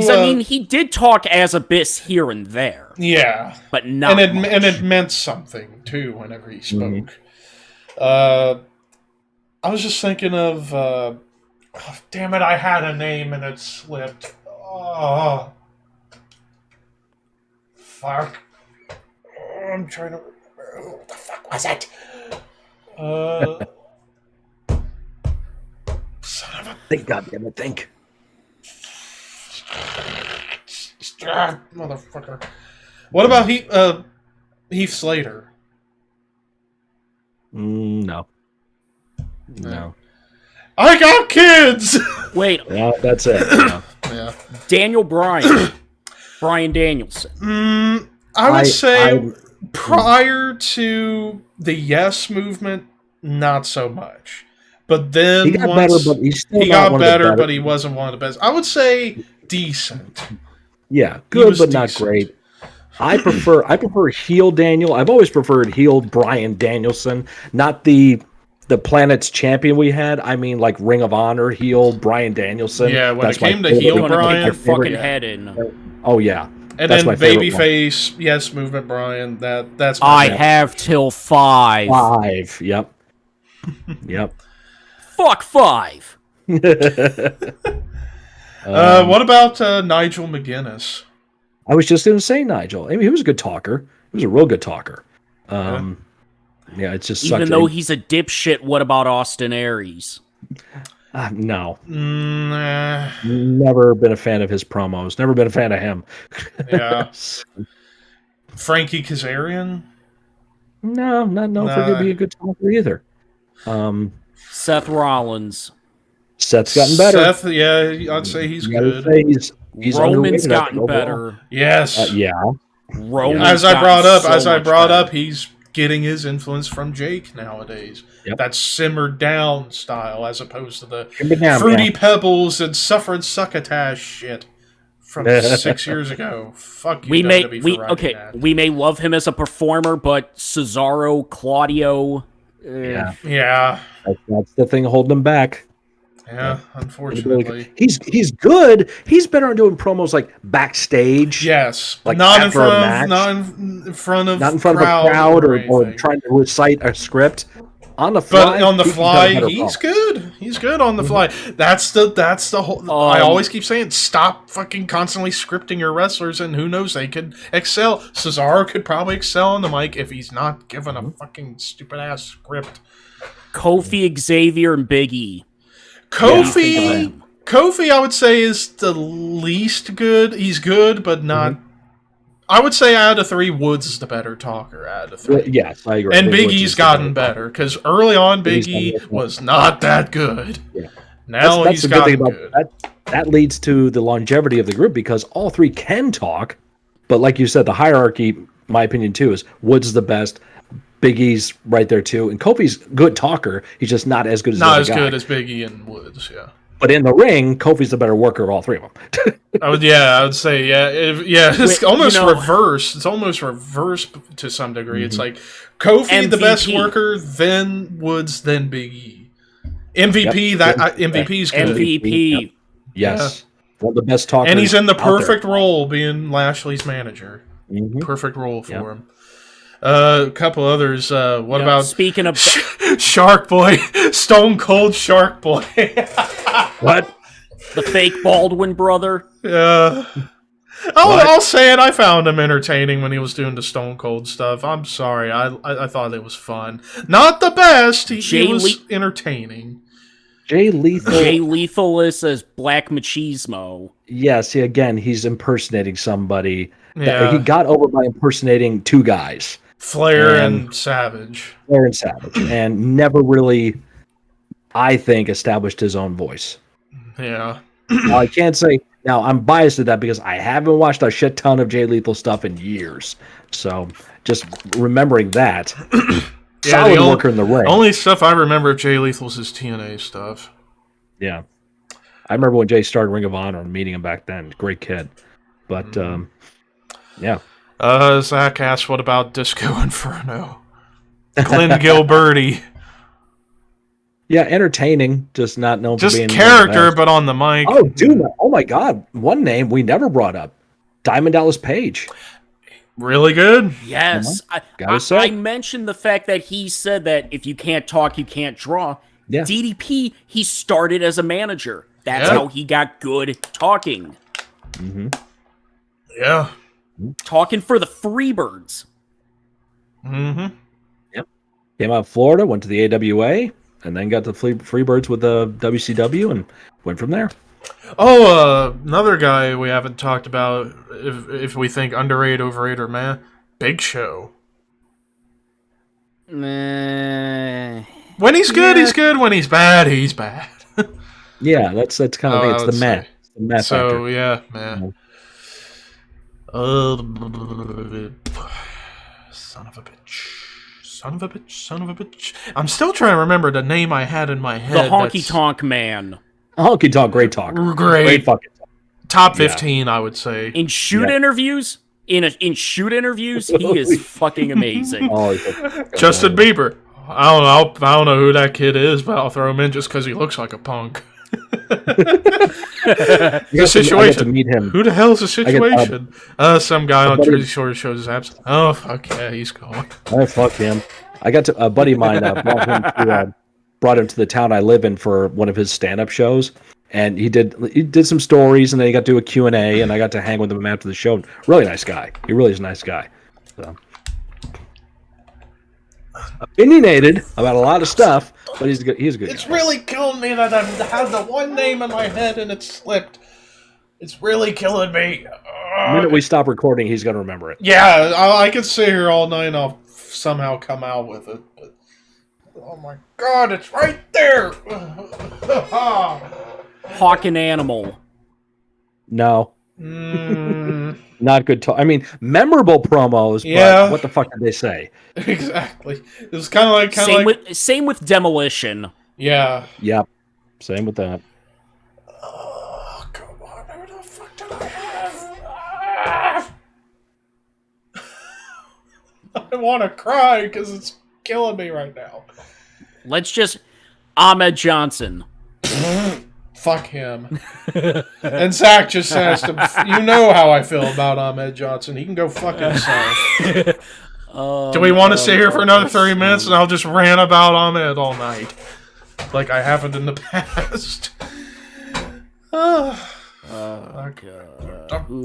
Underrated, overrated, or terrible. Oh, what about D'Lo Brown? Zach brought up D'Lo. Not known for being a great talker. He can cut a promo, but again, never really getting the opportunity to sail with that. Ron Simmons. No, not a good talker. I would say he was alright. Yeah. I mean, whenever he talked... He had some good parts. Yeah. Bradshaw. That was who I was... Yeah, JBL, Bradshaw. That's who it was. I'd say really good talker. Like to fight on Friday night, Muggle. That was the name that I had in my head that was killing me. Yeah. Thank you so much. God, now you just 3,000-pound weight off my shoulders. Despite how I've had, it's been back and forth with how I felt about JBL. I like JBL, and on the mic he's really good. Not the best worker, but a damn good talker. So. Especially watching back where he tried to make Undertaker break character. You need a vacation. Almost got you, and I damn sure got me. Or one of my... Or the time he was quote drugged up and I was just about to the dinosaur in Japan. Yes. I was just about to say that. That was so funny. Or backstage, hanging out with Carlito. You got a chia pet growing on the top of your brain. That was his great. debut promo as John Bradshaw Layfield. I mean, that set the groundwork for his run. So I mean, it was memorable. And then even APA Bradshaw was really good because when he spoke, it meant something. Oh, sit your ass down here. Come on, we'll play some cards and take advantage of it. Come on. Go through the door. Use the damn door. We have a door, you savage. Knock! What, are you raised in a barn? Ricky and Zach asked, what about... We have a nice little game. It's called strip poker. Ricky asked earlier, and now Zach asked, what about Chavo? Yeah. No. Eddie was way better. Way better. Mhm. Yeah, I'm really running out of people. And I was still trying to think of like some other TNA names to think about. Which, by the way, future episode. Conan, good. Oh, yes. Yeah. Conan could fucking talk, man. Yeah, you could. Yes. He could fucking talk his ass off. There's there was a reason he was put with LAX at first. Yeah. Mm-hmm. Yeah. Because at the beginning, Homicide and Hernandez, not that great until they developed. Hot Stuff's never known being a good talker. Homicide was good in like Ring of Honor when he started out, but once he started working with some bigger name talents, he needed to up his game a lot. And then Hernandez...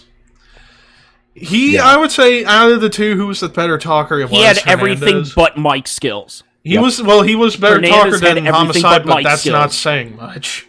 But yeah. Mm-hmm. Yeah, because Hernandez, he had the look, he could work, but couldn't grab the stick that well. And it's a shame, because I was a big fan of Hernandez when I was watching TNA nonstop, no pun intended, back in the late 2000s. He was one of those guys you thought they were going to do something with. They tried. In 2009, they tried, and then they didn't go all the way with it. Oh, I'll tell you another underrated one, Zach just brought up, Carlito. I think he was very underrated. Cool. Especially that accent. I dug the accent he was doing. I mean, yeah, of the Colon family, he's the best talker, but again, it's not saying much. Yeah. That's Old school name that almost went on my honorable mentions, but never really got to like any major place as a wrestler. Dutch Mantel. Yes. Yes. Uncle Zeb, yes. Manager, but great talker. And in Memphis, find those old Dutch promos, man. That's some great stuff. That fucking guy can talk. Well, damn, since Carlito was brought up, there was another name that was starting to spew into my head from that. What about Booker T? Yeah, Booker's better than Stevie. Yeah. Could when put in the right position, could really shine. I would say the best time to hear Booker promos was when he teamed up with Goldust. Or King Booker. Or King Booker, yeah. Or when he tried a version of King Booker in TNA with the accent. Mm-hmm. If it looked like a chicken, if it barked like a chicken, it's a chicken. It's a chicken. Tell me he didn't just say that. Say that. The best version of that was after Finn said that night on, and then the night on Impact where him and Kevin Nash did commentary when Steiner was ring announcing. That was great. That's a classic episode of Impact. Mm-hmm. I forgot what episode that was. I know that was 2009. But yeah. Now I brought up Bubba. What about Devon? No, not known for being a great talker. You can testify. There's a reason why that was his only line. Yeah. What about Spike? Let's go all three. Well, I love that. But he never really talked. Yeah, he didn't get much opportunity. It wasn't his gimmick. Sign Guy Dudley. What about Crash Holly? No. Yeah, no, not a good talker. Sadly. Hillbilly Jim, for going old school. He's still talking right now. Oh yeah, Hall of Fame. Mm-hmm. Still going. Oh god. So, what about another guy who's still talking, Sergeant Slaughter?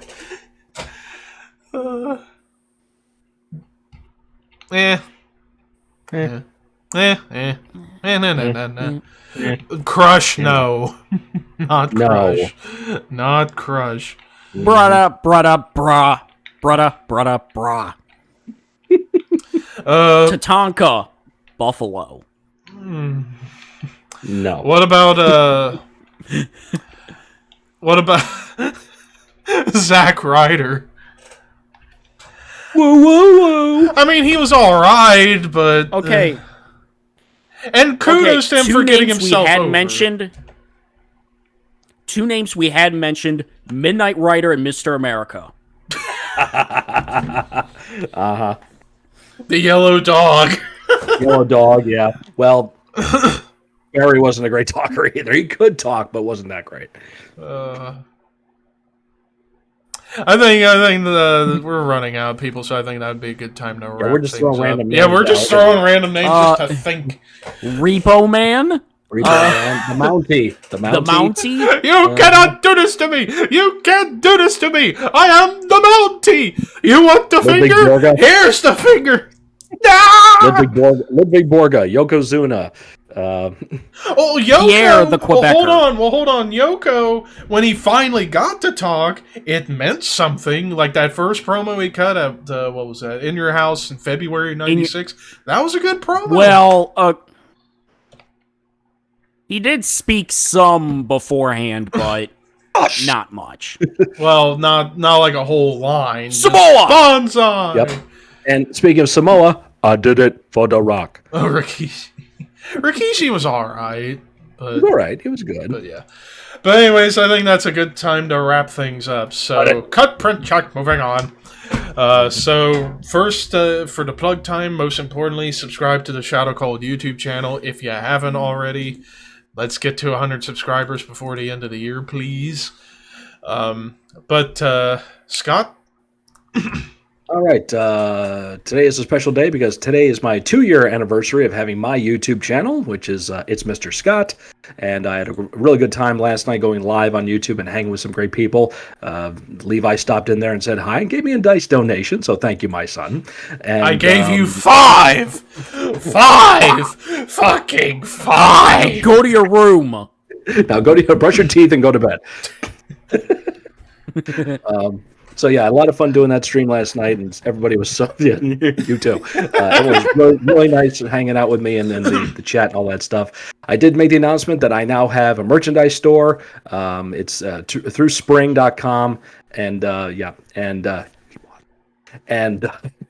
find the link. You can go to my YouTube channel. You can find me on Twitter. Find me on Twitter and Twitch and Instagram and all those other places as well. You can follow me there. And you also find myself and Walter as part of the Necrocasticon podcast, where we talk horror and metal. And we have a really fun project for the Necrocasticon that we are working on. We're in the opening stages of it. I'm hoping it comes through and really want to get going on it, but I'm not going to tell you anything more than that right now. James.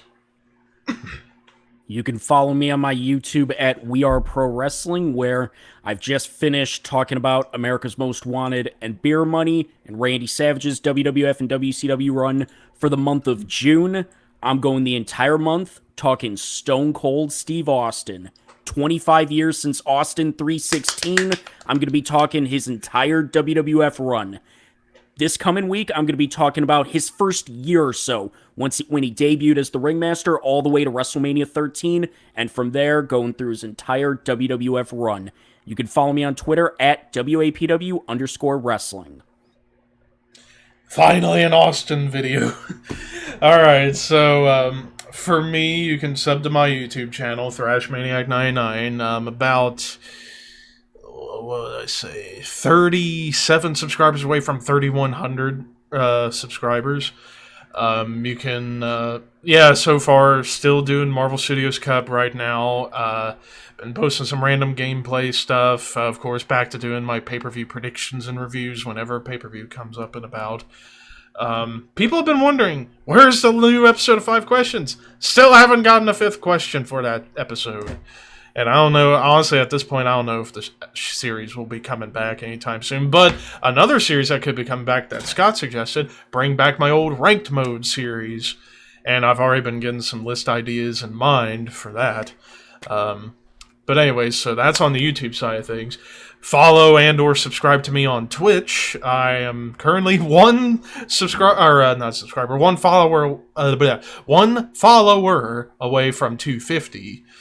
So we're slowly getting there. And finally, follow me on Twitter, even though it's officially dead, at ThrashManiac99. And then Instagram at ThrashManiac_YT, because ThrashManiac99 was used before. So anyways, that does it for this week's episode. So, and actually, quick little rundown of a lot of the schedule. I hadn't talked about this yet. The tentative schedule, I've been working on a tentative schedule for the rest of the year, believe it or not. It's just June right now. But, we don't have to go through the whole thing. But some ideas, well, pretty much most of the guarantees pretty much through August for the most part. September through December can easily change, but for June, next week, we're going to be back to doing the pay-per-view reviews. We're going to be talking WCW Great American Bash 1996. The week after that, talking about Eddie Guerrero's WWE run from 2000 to 2005. Week after that, another review. We're doing WWE Bad Blood 2004, a show I wish I kind of fucking went to. And then the final week of June, top 10 Undertaker one-on-one matches. No multi-man matches, because those are cop-outs, as James says. One-on-one matches with The Undertaker. July, we got 5 weeks of July. So, first week it'll be WCW Bash at the Beach 1994, the night of Hogan Flair finally. Week after that, discussion of WWE guys going to TNA, which ones did well, which ones didn't do well, the cliche behind it, the whole 9 yards. Then the week after that, one of the most underrated shows in WWF, WWE history, and arguably the most underrated show of the Attitude Era, Fully Loaded 2000. Then the week after that, top 10 best baby faces in wrestling history. And then we finish off July with ECW Heatwave 1999. And then finally August 7th, it's the day before my birthday, so it's a birthday bash, but we're reviewing SummerSlam 2001. Then the week after that, another discussion episode about gimmick pay-per-views. Week after that, TNA Hard Justice 2008. And then we finish off the month with top 10 best heels in wrestling history. The rest of the year can easily change on a whim, but I'll send them on Twitter the list and see what they think. But regardless, thank you guys for watching this week's episode. Hopefully, Walter will be back next week to join us for Bash 96. But until next time, horns high. And actually, before we go, I almost forgot one other thing. Ignore the intro going off. I completely forgot. I mentioned this to Scott last night on his stream. I completely forgot before we go. Going forward with the pay-per-view reviews, when we do favorite, least favorite, and sleeper match, we're going to do 3 different awards. The 2 horns up for favorite, the middle finger for least favorite, and the thumbs up for the sleeper. So, 2 horns, the finger, and a thumbs up. Just concocted in my head. James is really gonna enjoy that. Now, horns high, and we shall see you next week.